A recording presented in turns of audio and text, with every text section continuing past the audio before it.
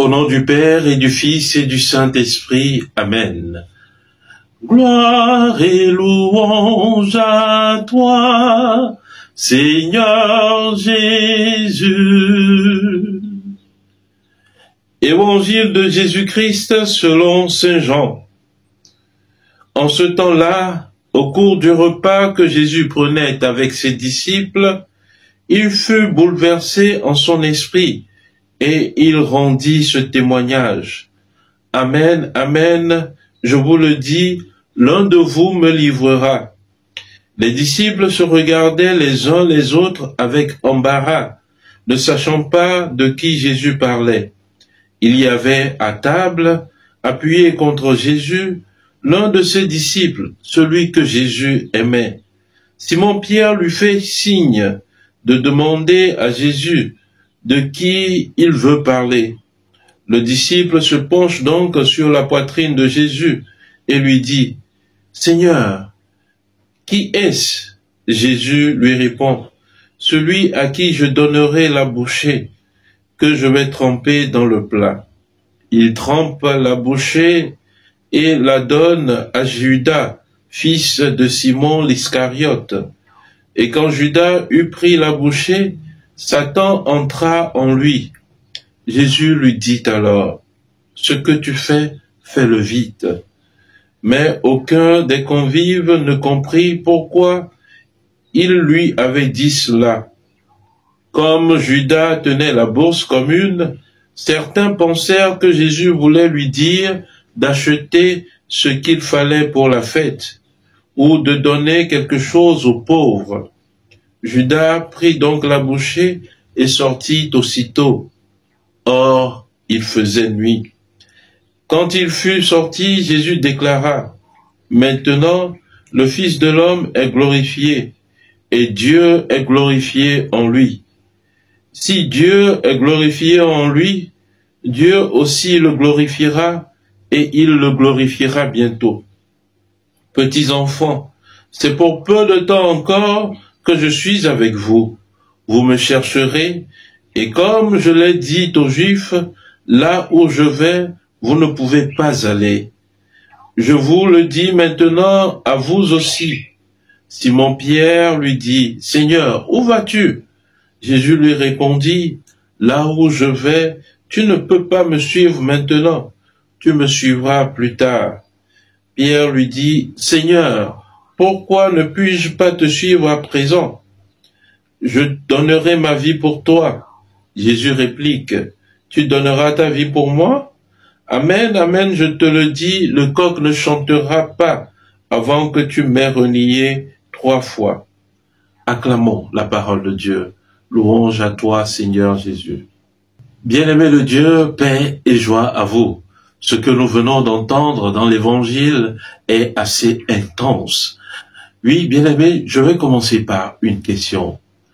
Est-ce qu'il vous est déjà arrivé d'être trahi par un ami, par un conjoint, par quelqu'un de très proche, quelqu'un sur qui vous comptez?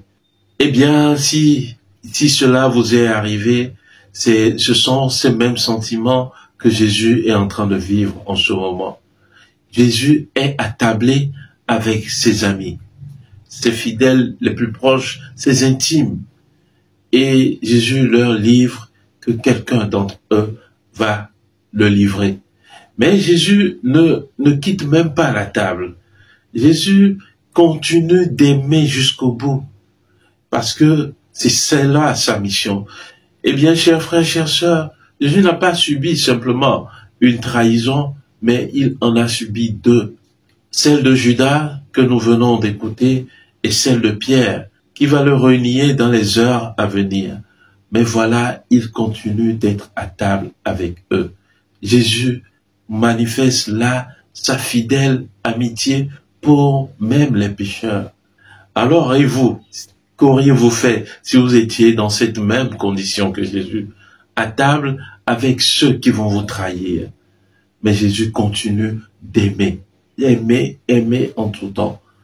Je vous pose une 3e question, enfin. Est-ce qu'il vous est arrivé déjà de renier Jésus? nous pensons immédiatement que ce que Pierre ou Judas ont fait est terrible. Mais cela peut arriver à chacun de nous. Renier Jésus, cela t'est déjà peut-être arrivé. Lorsque tu te tais dans une conversation où on vient à blâmer la foi chrétienne, ou lorsque tu refuses de témoigner de ta foi, ou enfin lorsqu'on choisit le mal au lieu de choisir le bien à faire. En toutes ces circonstances, nous venons à renier Jésus, à le trahir, car c'est lui le bien incarné. Aujourd'hui, ce que Jésus nous montre dans l'Évangile, c'est bien que même dans nos pires trahisons, lui, il est là. Il est l'ami fidèle, l'ami tendre qui est toujours là. Même dans les pires moments que nous traversons, lui, il est là. Jésus n'a pas abandonné ses amis, il était toujours là à tabler avec eux. Bien-aimé de Dieu, Jésus se fait proche de toi aujourd'hui. Dans tes pires moments que tu traverses, il est là. Il y a une phrase dans l'Évangile qui semble anodine, mais qui nous dit beaucoup de choses. Dans l'Évangile, le rédacteur nous dit « Or, il faisait nuit ». Lorsque Judas est parti de la table, le rédacteur prend le soin de dire qu'il faisait nuit. Ce n'est pas simplement la nuit du dehors, mais c'est surtout pour nous dire que la nuit même était déjà à l'intérieur de Judas. Oui, Judas ne pouvait plus se contenir. Judas allait droit vers la déchéance. Judas voulait simplement trahir. Il n'écoutait plus rien. La voix de l'Esprit Saint avait quitté son cœur. Voilà, bien-aimés de Dieu, ce qui nous arrive lorsque nous méditons le mal. Et pourtant, même dans cette nuit, l'amour du Christ brille toujours. La lumière du Christ vient toujours à briller. Alors, chers frères, chères sœurs, aujourd'hui, en ce mardi de la Semaine Sainte, je t'invite à entrer intérieurement, à faire une introspection en toi et à contempler l'amour de Dieu pour ta personne. Et tu peux le faire chaque jour jusqu'à Pâques. Deuxième chose, c'est d'entrer en toi et de confier tes fragilités au Seigneur. Et de dire au Seigneur, Seigneur, je suis faible, mais je compte sur ton amour. Tu sais combien je suis faible, mais je sais que tu seras toujours là pour me relever. Alors, bien-aimés de Dieu, soyons fidèles à Jésus dans cet amour qu'il nous porte et essayons tant bien que mal de résister au mal et d'accomplir le bien. Enfin, bien-aimés de Dieu, les sentiments que nous vivons, Jésus aussi les a vécus. La trahison, le reniement, la déception, Jésus a vécu cela. Alors Jésus s'identifie à chacun d'entre nous qui est déçu, trahi. Il est tout proche de nous. Il est passé par les mêmes épreuves que toi. Alors trouve réconfort dans sa présence. Amen.